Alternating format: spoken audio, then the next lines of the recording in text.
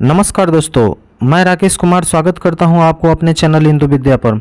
दोस्तों, BPSC try 3.0 का जो री एग्ज़ाम होने वाला है वो बहुत ही नज़दीक में ही उसका एग्ज़ाम होने वाला है दोस्तों।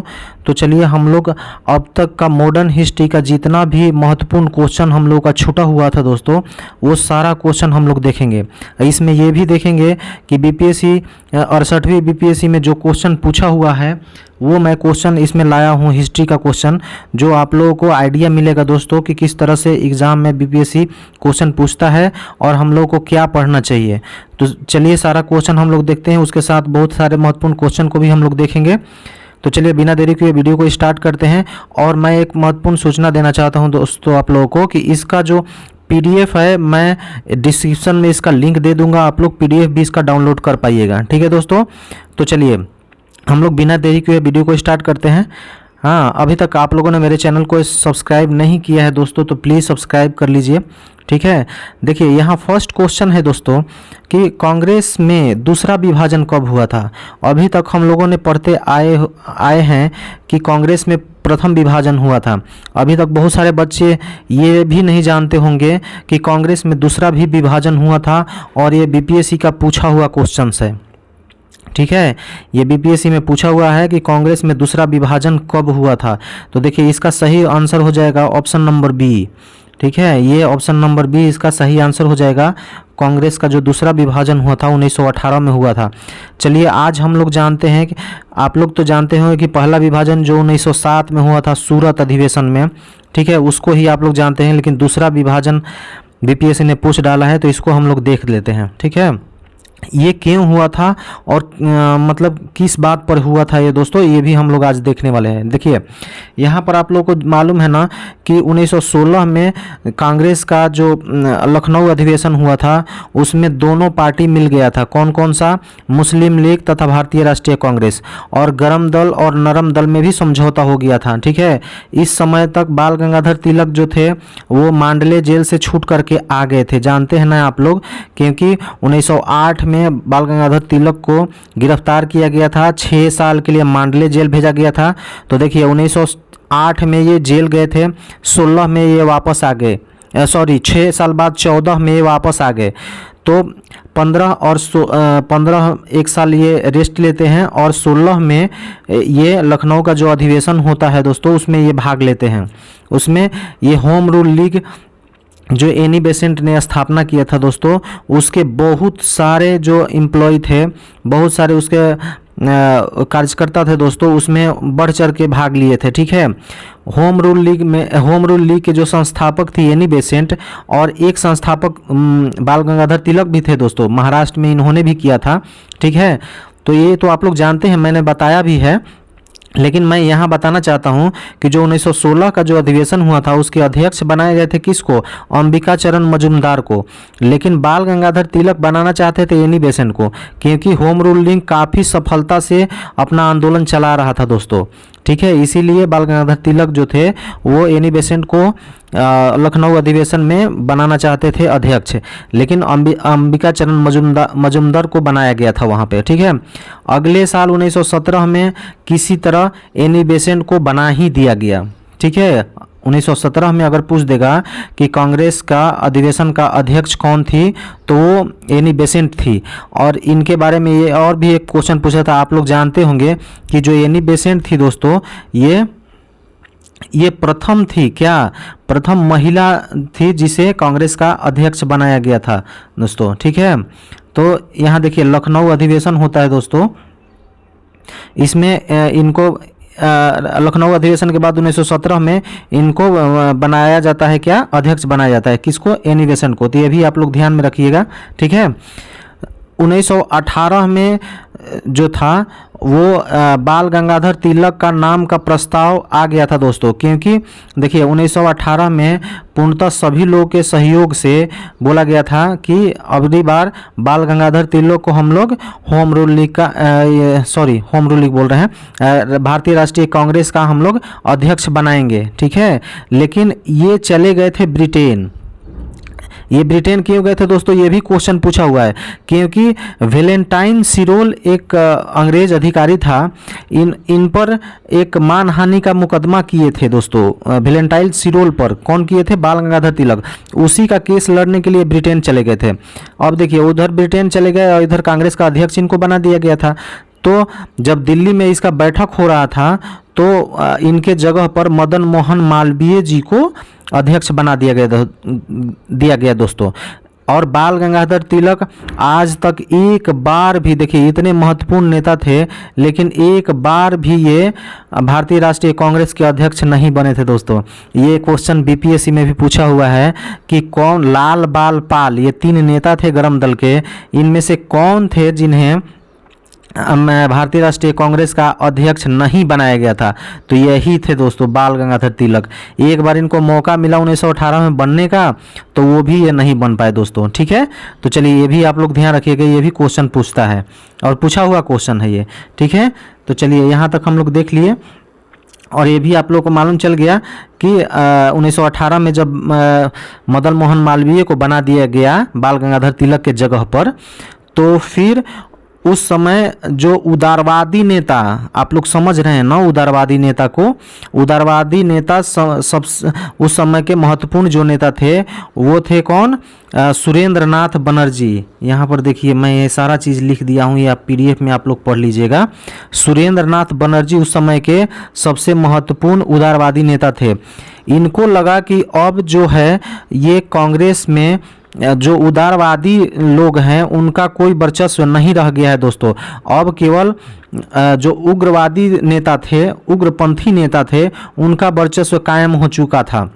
तो इन्होंने कांग्रेस से इस्तीफा दे दिया दोस्तों, और इस्तीफा दे करके इन्होंने बोला कि हम अलग हो जाएंगे और एक अलग पार्टी इन्होंने बना लिया। ठीक है, कब, 1918 में। तो जब इन्होंने अलग पार्टी बना लिया तो उसी को बोला जाता है क्या, कि कांग्रेस का दूसरा विभाजन हो गया था दोस्तों। क्योंकि ये सुरेंद्र नाथ बनर्जी आप लोगों को मालूम है ना, बहुत बड़े नेता थे दोस्तों। ठीक है, तो इसी को कहा जाता है कि कांग्रेस का दूसरा विभाजन हुआ था। ठीक है, तो ये कब हुआ था दोस्तों, तो 1918 में। इसका सही आंसर क्या हो जाएगा, ऑप्शन नंबर बी। ठीक है, इसका पीडीएफ भी आप लोग डाउनलोड कर सकते हैं। चलिए हम लोग नेक्स्ट क्वेश्चन देखते हैं। नेक्स्ट क्वेश्चन है कि सुरेंद्र नाथ बनर्जी कांग्रेस से अलग होकर किस पार्टी का गठन किया था। देखिए इसके बगल में मैंने वीवीआई का संकेत लगाया है दोस्तों, क्योंकि बहुत ही इंपॉर्टेंट क्वेश्चंस है और इसको एग्जाम में बार बार पूछता है। लड़के फंस जाते हैं, लड़के इनके बारे में पढ़ के नहीं जाते हैं दोस्तों। आज मैं इनके बारे में आप लोगों को पूरा पढ़ा देता हूँ, सुरेंद्र नाथ बनर्जी के बारे में। देखिए सबसे पहला व्यक्ति ये जो थे, इन्होंने 1876 में इंडियन एसोसिएशन का गठन किया था दोस्तों। यही इंडियन एसोसिएशन जब 1885 में भारतीय राष्ट्रीय कांग्रेस की स्थापना हो रही थी तो उसमें जाकर के विलय हो गया था।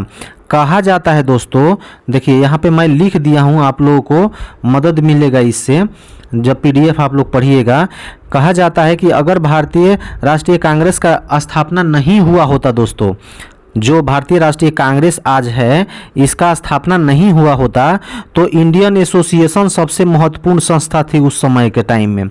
इंडियन एसोसिएशन ही पूरे इंडिया लेवल पर इसको संपूर्ण भारत का संस्था कहा जाता उस टाइम में, क्योंकि ये बहुत ही इंपॉर्टेंट संस्था थी दोस्तों। ठीक है, चलिए इंडियन एसोसिएशन ये भारतीय राष्ट्रीय कांग्रेस का पूर्ववर्ती संस्था कहा जाता है। कि उसके पहले ये क्वेश्चन पूछा हुआ है कि भारतीय राष्ट्रीय कांग्रेस का पूर्ववर्ती संस्था कौन सा है, तो इंडियन एसोसिएशन। ठीक है, इसका स्थापना कब हुआ था, तो स्थापना वाला डेट भी याद रखिए 1876 में।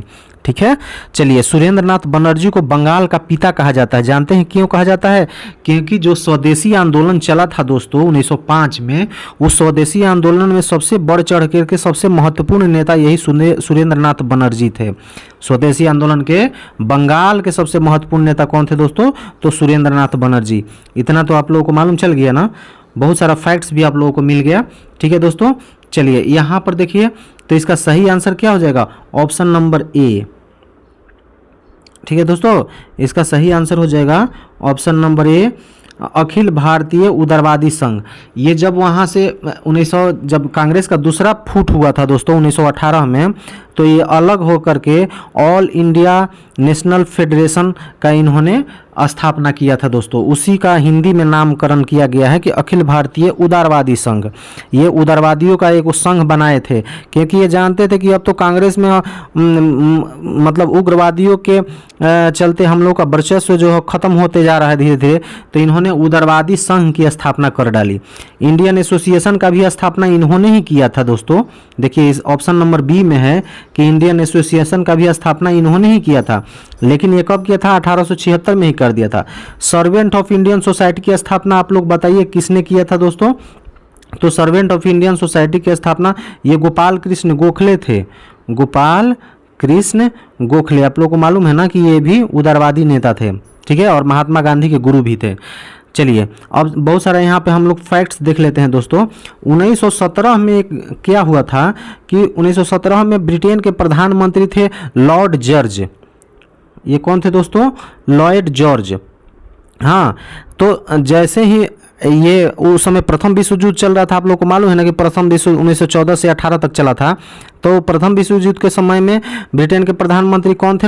उस समय 1917 में लॉर्ड जॉर्ज थे दोस्तों, ठीक है। लॉर्ड जॉर्ज ने मॉन्टेग्यू चेम्सफोर्ड को भारत का सचिव नियुक्त किया।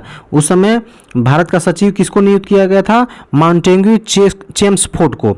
ये चेम्सफोर्ड सचिव बने थे दोस्तों, और इन्होंने ही एक घोषणा किया था जिसको अगस्त घोषणा कहा जाता है दोस्तों। एक अगस्त प्रस्ताव भी आता है। चलिए आप लोगों से मैं एक सवाल करता हूं कि अगस्त प्रस्ताव कब लाया गया था, अगस्त घोषणा कब हुआ था, और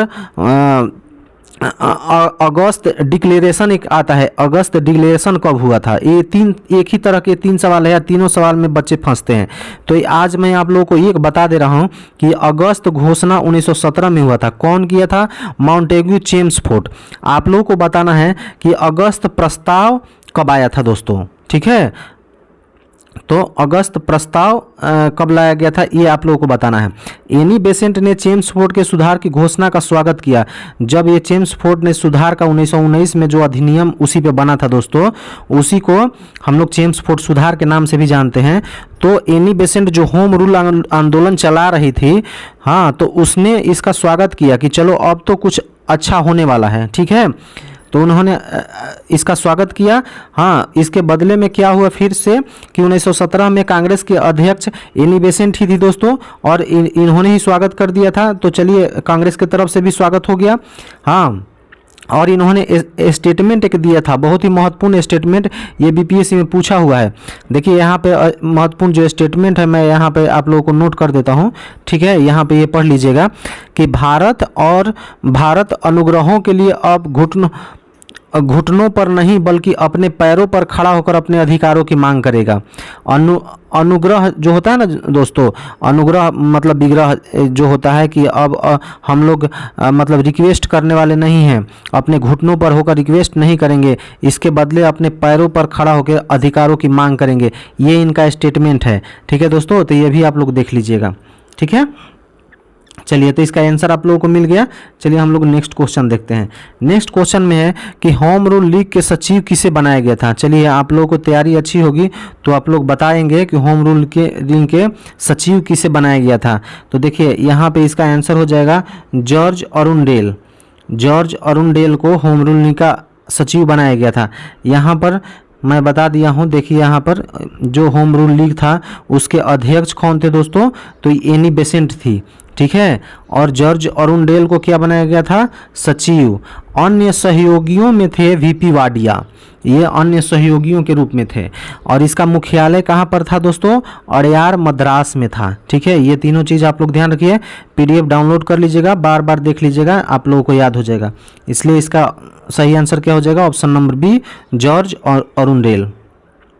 चलिए नेक्स्ट हम लोग देखते हैं, खिलाफत आंदोलन के मुख्य नेता कौन थे? बताइए, खिलाफत जो आंदोलन हुआ था 1919 में, इसके महत्वपूर्ण नेता कौन थे ये बताना है आप लोगों को।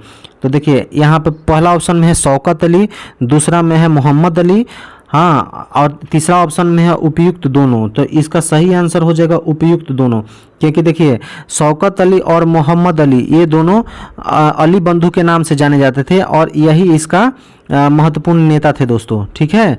चलिए खिलाफत आंदोलन के बारे में थोड़ा सा यहाँ पर देख लीजिए सारा क्वेश्चंस। खिलाफत और असहयोग आंदोलन दोनों को मिलाया किसने था दोस्तों? तो ये महात्मा गांधी जी ने मिलाया था। 1919 में यह शुरू होता है दोस्तों, ठीक है।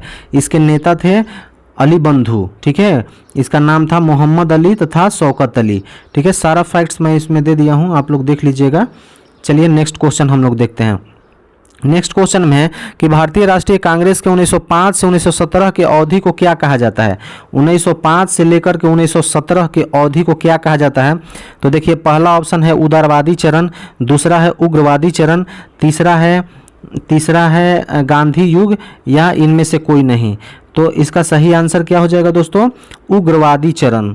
क्योंकि देखिए, आप लोगों को मालूम है ना, अभी मैं आप लोगों को बताया कि उदारवादियों का अब 1905 के बाद जो स्वदेशी आंदोलन चला था तो इनका वर्चस्व खत्म हो गया था दोस्तों। तो ये उग्रवादी चरण कहा जाता है 1905 से लेकर के 1917 तक की अवधि को, ठीक है।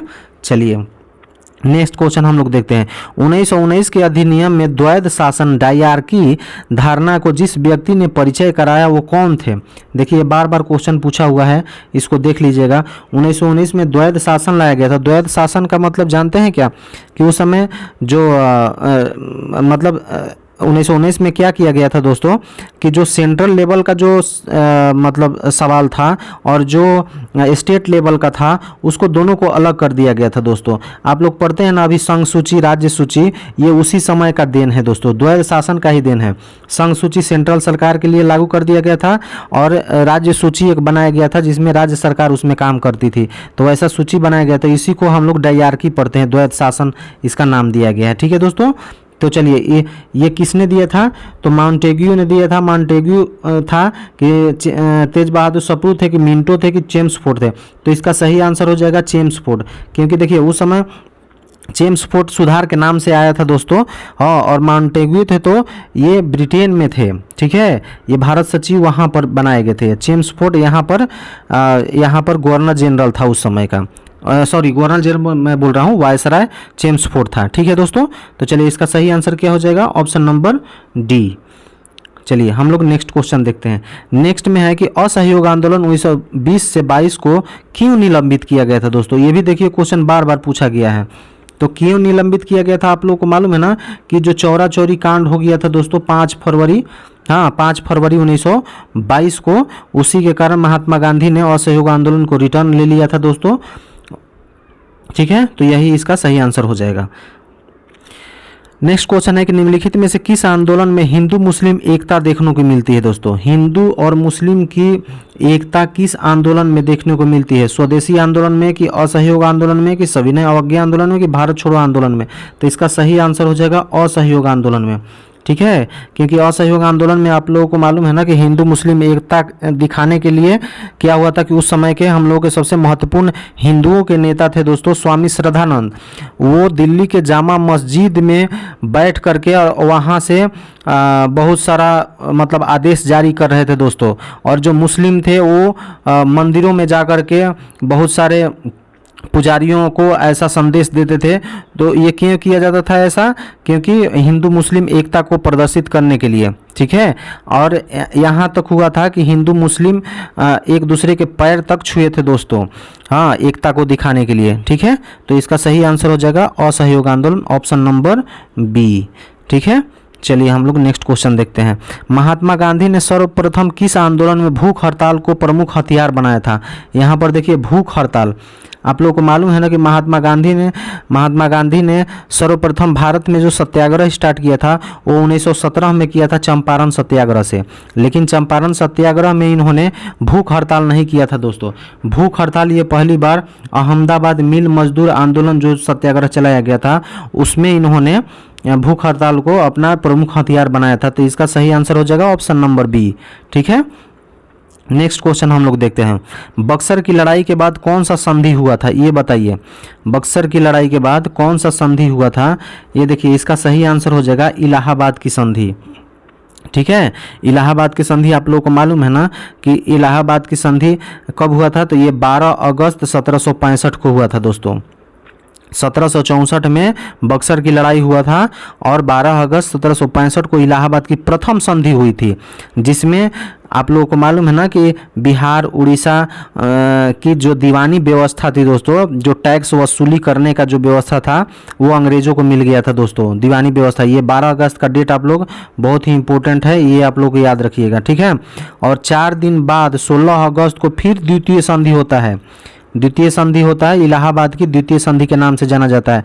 तो प्रथम जो संधि हुआ था वो रॉबर्ट क्लाइव और मुगल सम्राट शाह आलम द्वितीय के बीच में हुआ था, लेकिन सेकेंड संधि जो हुआ था वो जो सेकेंड संधि हुआ था दोस्तों, वो अंग्रेज तथा सुजाउद्दौला जो अवध का नवाब था उन दोनों के बीच में हुआ था। और यहाँ पे एक महत्वपूर्ण चीज़ है, देखिए यहाँ पे सुगौली का संधि, यहाँ पे थोड़ा इसको हम बड़ा कर लेते हैं दोस्तों, ठीक है। यहाँ पर एक हुआ था सुगौली की संधि, देखिए सुगौली की संधि, ये बार बार क्वेश्चन पूछता है, इसको इसमें से ये दोनों याद नहीं कीजिएगा, लेकिन ये सुगौली वाला याद रखिएगा दोस्तों। ये सुगौली का संधि 1816 में हुआ था, ठीक है। तो ये अंग्रेज तथा नेपाल के बीच में हुआ था दोस्तों। नेपाल का राजा जो था उस समय, वहाँ पे उसके साथ में सुगौली का संधि हुआ था। इसका डेट भी पूछता है कि कब हुआ था, तो 1816 में, ठीक है। साल बाई की जो संधि हुआ था वो तो 1783 में हुआ था, अंग्रेज तथा मराठों के बीच में, ठीक है। तो ये भी आप लोग नोट कीजिएगा, लेकिन सुगौली वाला आप लोग मत भूलिएगा, सुगौली वाला ये बहुत ही इंपॉर्टेंट है दोस्तों, सुगौली का संधि, ठीक है। तो इसको आप लोग ध्यान रखिएगा। चलिए हम लोग नेक्स्ट क्वेश्चन देखते हैं दोस्तों। चलिए आज के लिए इतना ही दोस्तों, नेक्स्ट जो वीडियो है वो जल्दी आएगा दोस्तों।